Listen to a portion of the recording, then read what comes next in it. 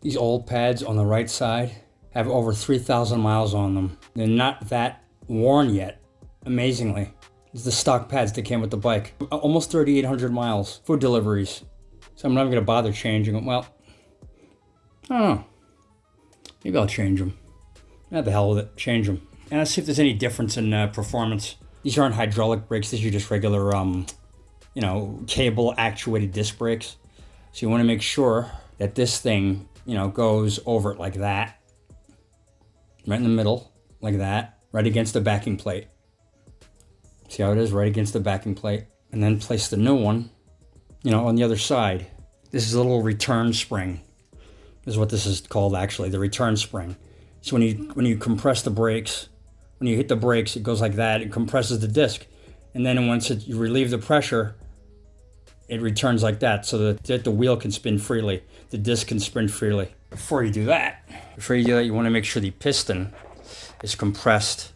I mean, if there's it shouldn't make much of a difference in my case, but you always want to take like a little tool or something like that, or maybe they have a plastic tool so you don't damage this, to compress the piston back into the bore. Because if your pad's really worn down, much like in a car, the piston's it's got to come out. Then you have to compress it in order to accommodate the new, the new brake pads. So make sure everything's lined up, get the right kind of, get the right size, the right type of pads for your particular bike. Make sure that's lined up properly. And just, the installation is the reverse removal. And shove it back in.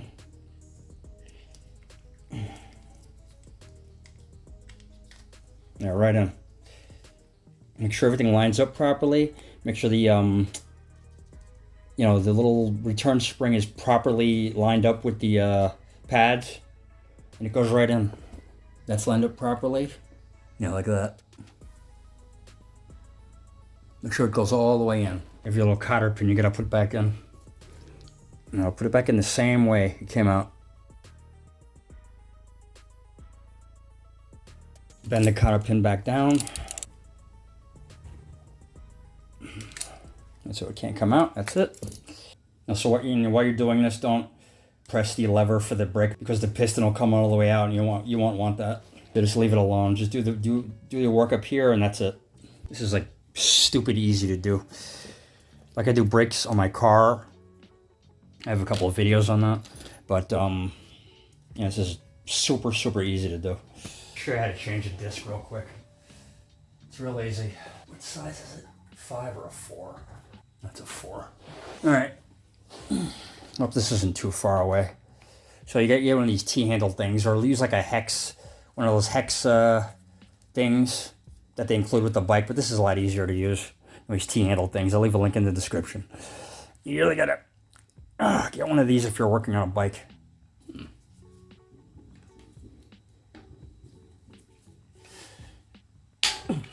Yeah, it's a little tight.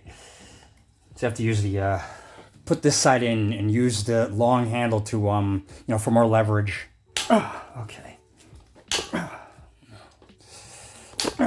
And, yeah.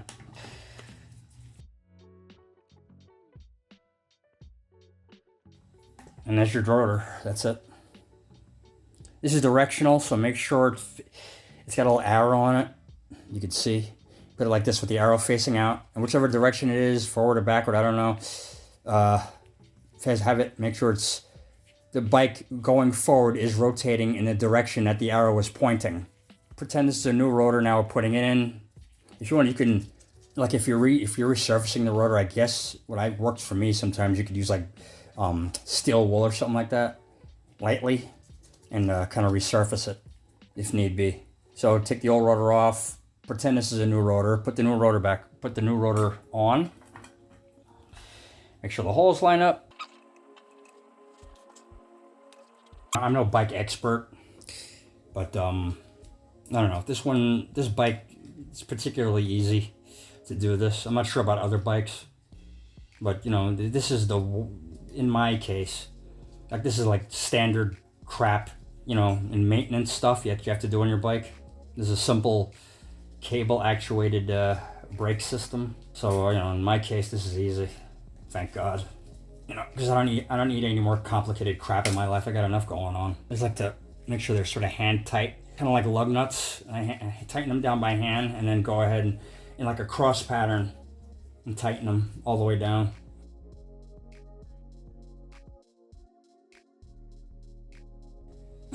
All right, that's it. Simple. You just put the wheel back on and that's it. I just replaced these old pads just for the hell of it. Maybe there's different. I think there's different material. Maybe they'll be a little bit quieter. Although I don't like brakes to be too quiet. I like to warn pedestrians who might be, you know, not paying attention that I'm approaching. So, you know, 3,700 miles on this bike, and they're not even completely worn yet. That's amazing.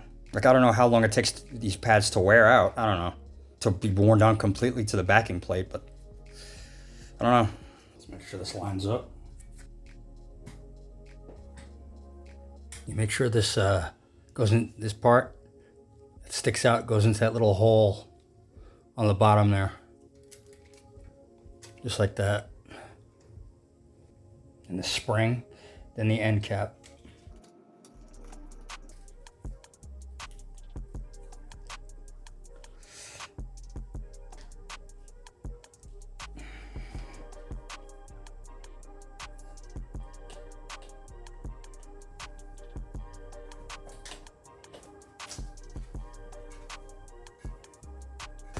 Hopefully when you get this back together, it's quiet. It's not, the pads aren't rubbing against the rotor.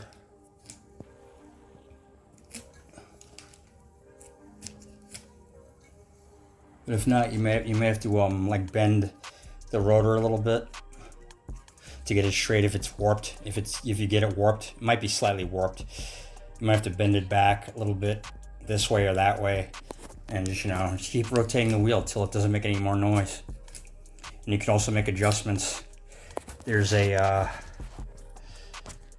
adjustment screw here on this particular bike. It's like, I think it's a 5mm hex, an adjustment screw here, and another one there, another one right there to make the caliper, you know, adjust the caliper this way or that way in relation to the rotor, you know, so that it's centered, you know.